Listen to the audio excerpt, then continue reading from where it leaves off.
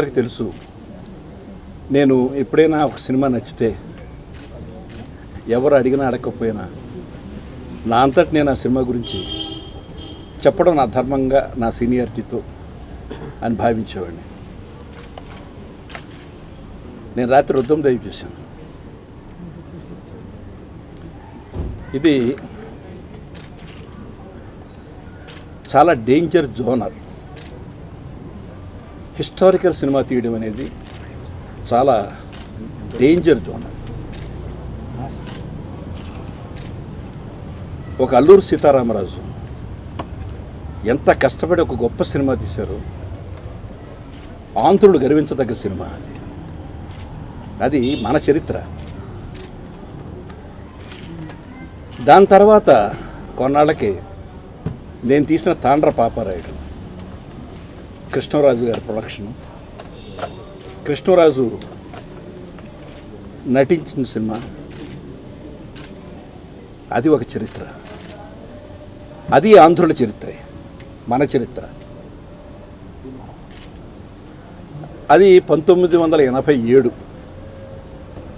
87 నుంచి మళ్ళీ 2015 వరకు ఇంత భారీ స్థాయిలో మన చరిత్ర హిస్టారికల్ సినిమాలు రాలేదు. దగ్గర దగ్గర 28 సంవత్సరాల గ్యాప్ తర్వాత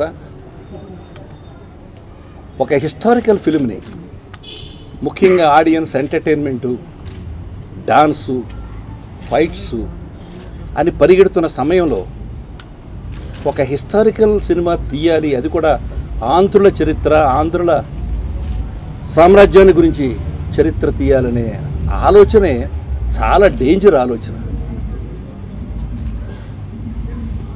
నేనైతే ఇప్పట్లో ఈ సాహసం చేయలేను. కానీ గుణశేఖర్ మరి ఎందుకు అంత ధైర్యం తీసుకున్నాడో, రుద్రమదేవి పాత్ర మీద, ఆ కాకతీయ సామ్రాజ్యపు చరిత్ర మీద అతనికి ఉన్నటువంటి ఆ మక్కువ ఈ సినిమాని తీయించింది. ఈ సినిమాకి వెనక ఎక్కడ పెట్టుబడిదారులు లేరు. పెట్టుబడిదారు లేకుండా ఇంత భారీ చిత్రం తీయడం అనేది నిజంగా సాహసం. తను ఇన్ని సంవత్సరాల్లో సంపాదించుకున్నది మొత్తం పెట్టి అతను పడ్డ కష్టాన్ని చూస్తే ప్రతి వాళ్ళకి అనిపించింది ఈ సినిమా ఆడాలి ఆడాలి ఆడాలి ఇండస్ట్రీ. నేను సినిమా చూసిన తర్వాత నాకు అనిపించింది అతను పడ్డ కష్టం మామూలు కష్టం పడలేదు. ఎందుకంటే హిస్టారికల్ సినిమాలు తీసేటప్పుడు రేజర్ ఎడ్జ్, ఏ పాత్ర ఔచిత్యం తప్పకూడదు. మన ఇష్టం వచ్చిన సన్నివేశాలు పెట్టుకోవడానికి వీల్లేదు, ప్రతిదీ చొప్పించడానికి వీల్లేదు. ఆ ఏదైతే ఉందో ఒక ఫ్రేమ్, ఆ ఫ్రేమ్లోనే సినిమా తీయాలి. అలా తీసాడు ఆ సినిమా. ఎంత బాగా తీసాడంటే అక్కడక్కడ ఒరిజినల్ కథకి కొంత కల్పితాలు ఉన్నా చాలా రియలిస్టిక్గా మొదటి నుంచి చివరి వరకు సినిమా ఒక అద్భుతమైన కావ్యంగా తీశాడు.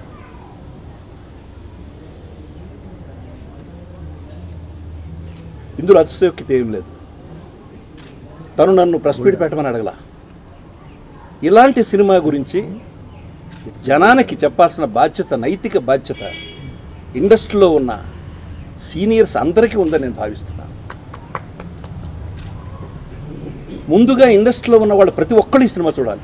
ప్రజలను పక్కన పెట్టండి. Industry has to see this film. ఎందుకు తీయాలి ఇలాంటి సినిమాలని? ప్రపంచంలోనే ఒక ఆడది, ఒక స్త్రీ పాలించే అధికారం లేదు, కుర్చీలో కూర్చునే అధికారం లేదు, వంటింట్లోనే ఉండే అధికారం ఉంది అని చెప్పిన ప్రపంచంలో సింహాసనం మీద కూర్చుని ఏలగలిగిన మహిళ, ఆ శక్తి ఉంది అని ప్రపంచం మొత్తంలో చెప్పిన ఫస్ట్ హిస్టరీ రుద్రమదేవి. ఈ రుద్రమదేవి చరిత్రను తీసుకుని ఇటలీలో మొట్టమొదటిసారిగా ఇటలీ రాణిని చేశారు. ఆ తర్వాత ఎంతోమంది మహిళామూర్తులు ఆ సింహాసనాలు ఎక్కారు. అలాంటి కదా, అది ఎవరు? మన తెలుగు వాళ్ళు కదా, ఆంధ్రులు కదా. ఏదో ఇది వరంగల్ అంటే తెలంగాణ సినిమా ఏమో కాదు. అసలు చరిత్ర తెలుసుకోవాలి. రాజమహేంద్రవరం నుంచి మొత్తం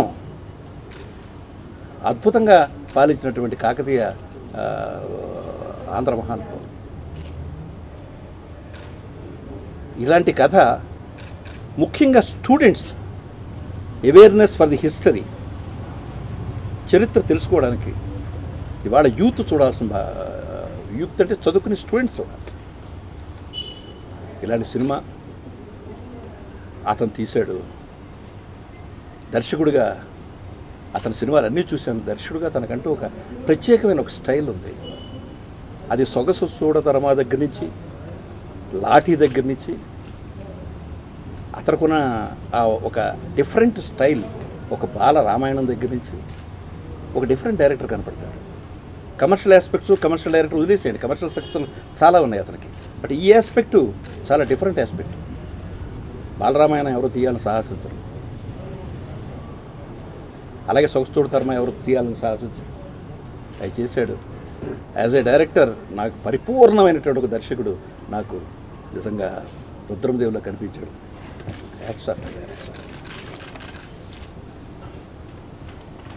ఇక Anushka, she is a glamour doll. Glamour సినిమాలో పాటలు, డాన్సెస్, మాటలు అన్నీ చాలా బాగుంటాయి. నేను అరుంధతిలో చూసి చాలా బాగా చేసింది. నాకు ఐఎమ్ వెరీ హ్యాపీ. ఎందుకంటే కోడి రామకృష్ణ చేతుల్లో ఆ అమ్మాయి అరుంధతిగా నా శిష్యుడి చేతుల్లో బ్రహ్మాండమైన పేరు తెచ్చుకుంది. అయినా ఇంకా తృప్తి పడలేదు. నేను ఒక మహానటులు నటులు కోవలోకి వచ్చిందని అనుకోలేదు. ఎందుకంటే మహానటి అంటే ఓ సావిత్రి గారు, ఓ వాణిశ్రీ గారు, ఓ జయసుధ, ఓ సుజాత, ఇలా లెక్కలేసుకుంటూ ఉంటాను. నాకు ఈ సినిమా చూసిన తర్వాత మహానటీమణుల కోవలోకి అనుష్క చేరిందని మాత్రం 100%. What a beautiful performance, what a beautiful performance. అసలు ఎక్కడ అంటే ఎంత క్లిష్టమైన పాత్ర అంటే మనకు తెలుస్తూ ఉంది ఆ అమ్మాయి అనుష్కని. ప్రజలందరికీ రాజు మగవాడిగా చూపించాలి. ఎక్కడ ముఖ కవలికల్లో తేడా వచ్చినా దొరికిపోతుంది. అది తెలియకుండా నటించాలి. లోపల తన ఆడదాన్ని అని తెలిసిన తర్వాత ఆ లోపల పడే మదన, దానికే చాలా తెలివిగా వాయిస్ను కూడా చాలా బోల్డ్ చేశాడు. చాలా ఎంత బాగా చేసిందంటే నిజంగా ఆ అమ్మాయి లేకపోతే ఈ సినిమా తీయడం వేస్ట్. ఆ అమ్మాయి కోసం ఈ సినిమా తీశాడు. ఆ అమ్మాయి చేసిన కోఆపరేషన్ తోటి ఈ సినిమా ఇంత గొప్పగా వచ్చింది. లైఫ్లో ఒకసారి దొరుకుతాయి ఇలాంటి క్యారెక్టర్స్, లైఫ్ టైం క్యారెక్టర్స్ దొరకవు, ప్రతి వాళ్ళకి దొరకవు, ప్రతిసారి దొరకవు. నువ్వు టాప్ హీరోస్తో 100 సినిమాలు చేయి, కానీ ఇలాంటి సినిమా ఒక్కటే చరిత్రలో మిగిలిపోయింది. కృష్ణ గారు 300 సినిమాలు చేశారు, అల్లూరి సీతారామరాజు ఒకటే మిగిలిపోయింది. వెరీ రేర్ అమ్మ. జనరల్గా ఇప్పుడు హీరోయిన్స్ ఇలాంటి పాత్రలు చేయడానికి ధైర్యం కూడా చేయరు. ఎవరి గురించి చెప్పాలన్నా అన్ని క్యారెక్టర్లు అద్భుతంగా చేశారు. గోనగన్నారెడ్డి, అర్జున్, బన్నీ, వాడికి ఒక 4 ఎంట్రీస్ ఉన్నాయి పిక్చర్లు. అసలు 4 ఎంట్రీస్ మామూలుగా లేవు. ఇంట్రడక్షన్ అయితే అదిరిపోయింది. ఒక వీరుడికి ఎలాంటి ఇంట్రడక్షన్ ఉండాలో అలాంటి ఇంట్రడక్షన్. అతను టవర్ ఎక్కడం అనేది మీరు చూస్తుంటారు అందరూ. టవర్ ఎక్కడం అనేది సామాన్యంగా తీయలేదు. Wonderful introduction. నిజంగా వాడు చిన్నవాడు, నా కళ్ళ ముందు పుట్టినవాడు. నేను వాడిని పెద్ద మాటలు అంటే వాడికి ఆయుష్ తగ్గుద్ది.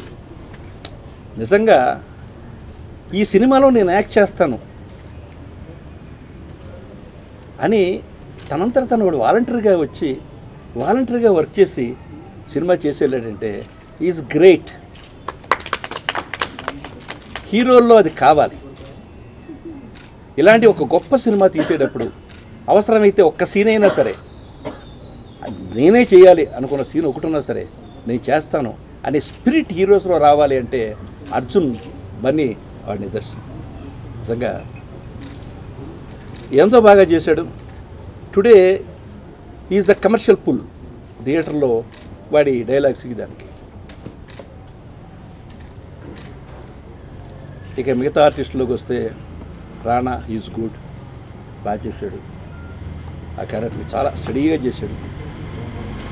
ఇక కృష్ణరాజు గురించి చెప్పకల్లా అతనికి అలాంటి వెన్నతో పెట్టింది ఇచ్చా. స్పెషల్ మెన్షన్ ప్రకాష్ రాజ్, ఇన్ని సినిమాల్లో చేశాడు. నాకు విన్నప్పుడల్లా వాడి భాష మీద ఏంటి ఈ భాష అని అనిపిస్తూ ఉండేది. ఎక్కడో చోట సినిమాలో భాష మీద పూర్తి కంట్రోల్తో చేసిన సినిమా ఇది ఒకటే. తెలుగు భాషని తెలుగు భాషలాగా ఉచ్చరించాడు, చాలా బాగా చేశాడు. అట్లాగే మిగతా ఆర్టిస్టులు అందరి గురించి నేను చెప్తూ నాకు ఒక్కటే బాధ అనిపిస్తుంది. పెద్ద సినిమా ఎప్పుడు రిలీజ్ అయినా 2 వారాలు 3 వారాలు గ్యాప్ ఇచ్చి సినిమా ఆ పెట్టిన ఖర్చుకి సినిమా బ్రతకడానికి ఇండస్ట్రీ ఆలోచించేది. ఈ సినిమాకి 6వ రోజున 7వ రోజున తర్వాత మళ్ళీ సినిమా మీద సినిమా వచ్చేస్తుంది. నిజంగా అది బాధ అనిపిస్తుంది. అంటే సినిమా స్టాండ్ అయ్యి సినిమా బాగుంది అన్న సినిమాకి థియేటర్ల కొత్త ఏర్పడుతుంది. ఫర్ ఎగ్జాంపుల్ గుంటూరు ఉందనుకోండి, గుంటూరులో నాకు తెలిసి 16వ తారీఖుకి 7 థియేటర్లు తీసేస్తున్నారు.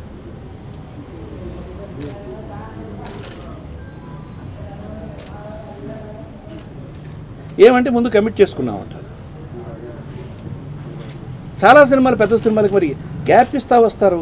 ఇక్కడ ఒక్కసారి 3 సినిమాలు 3 వారాల్లో పెట్టుకోవడం అనేది అది ఎంతవరకు సమంజసం అని, ఎవరు బాగుపడడానికి, ఎవరు నాశనం అయిపోవడానికి, ఎందుకు ఈ పోటీ? పెద్ద సినిమాలకి పండగలు అక్కర్లేదండి, పెద్ద హీరోల సినిమాలకి పండగలు అక్కర్లేదు. వాళ్ళు ఏ రోజున సినిమా రిలీజ్ చేస్తారో ఆ రోజే పండగ జనానికి.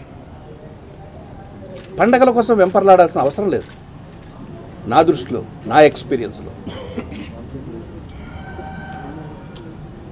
అవి చేతకాని economics. Clean gap 2 weeks gap ఇచ్చుకుంటే అన్ని సినిమాలు బ్రతుకుతాయి.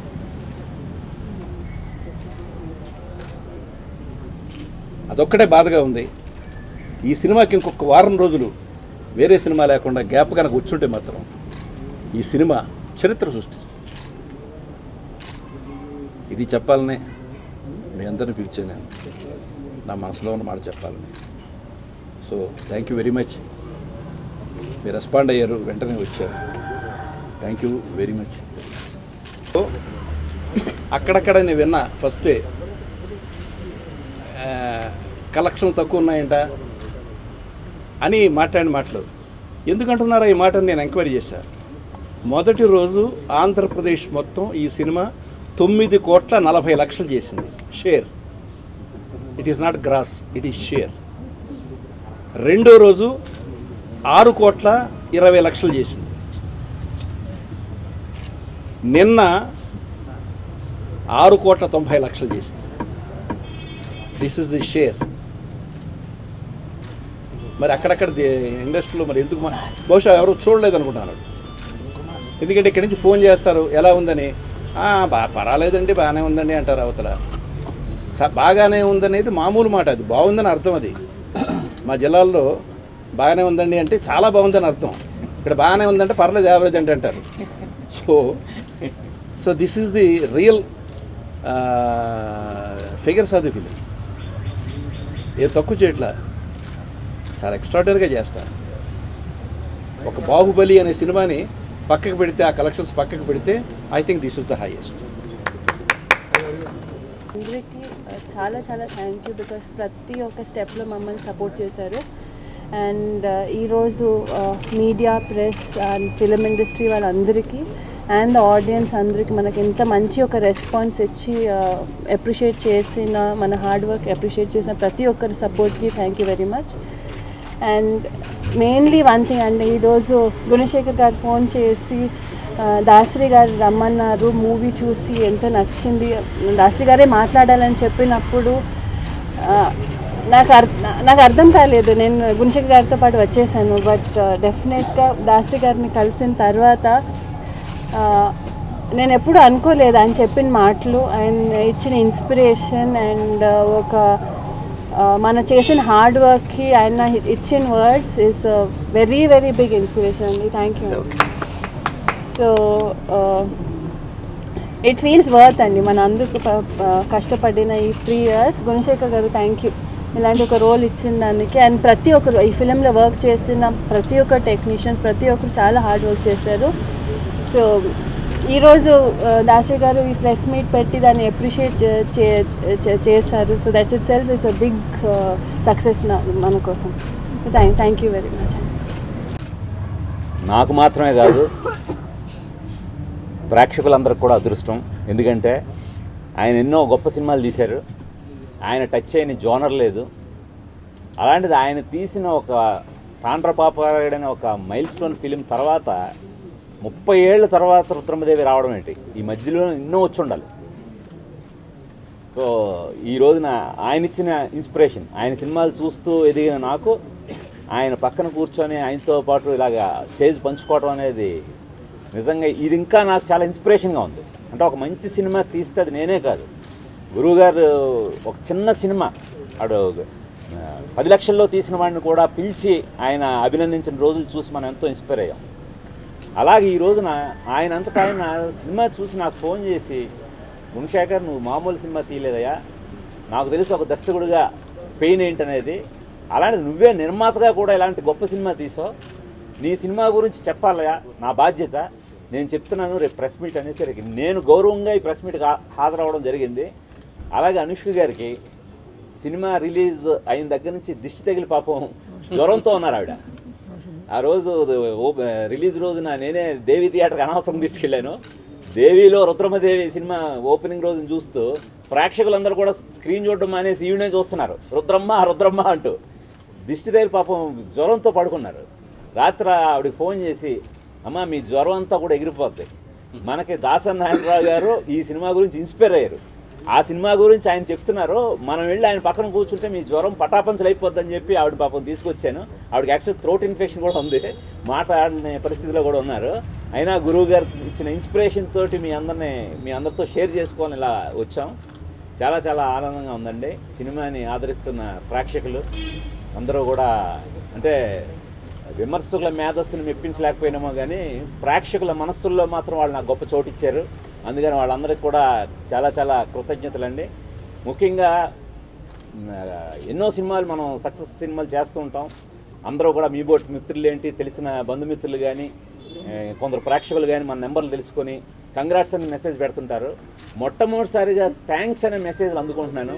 అందరూ కూడా చాలా గొప్ప సినిమా ఇచ్చారు సార్ మన తెలుగు చిత్ర పరిశ్రమకి, మన తెలుగు వారందరికీ మీరు ఇచ్చిన కానుకగా భావిస్తున్నాం, థ్యాంక్స్ అని మెసేజ్లు పెడుతున్న అందరికీ కూడా శతకోటి వందనాలండి.